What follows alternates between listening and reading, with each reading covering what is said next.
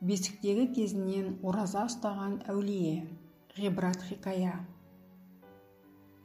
Болар бала бесігінен белгілі демекші, мәліметтерге қарағанда 11-12 ғасырларда өмір сүрген атақты сопы әулие Абдул-Қадыр әл-Гайланидің бесікте бөлеулі шағында Рамазан айында ораза ұстағандығы айтылады.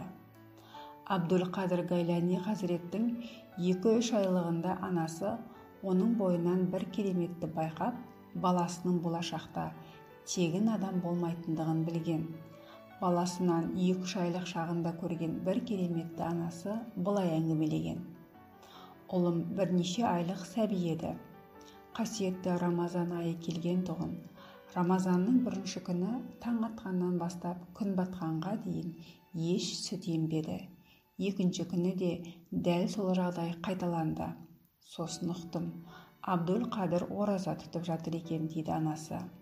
Екінші жылы Рамазаннан бұрын келетін Шағбан айының соңғы күндерінде аспанды қалың бұлт қаптап, түнде жұрт Рамазан айын көре алмады.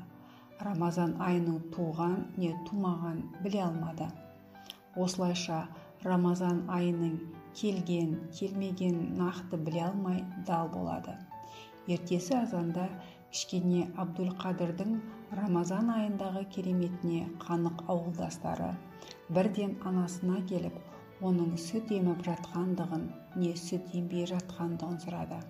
Шынымен де ол күні Абдул-Қадыр таң атқаннан бастап сүт ембеген еді.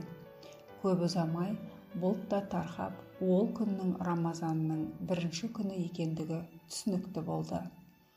Кейіннен Абдул-Қадыр Гайлани бесіктегі кезінде ораза ұстағаны жөнінде мына бір 2 ауыз өлең шумағымен өзі де тілге алып өтеді.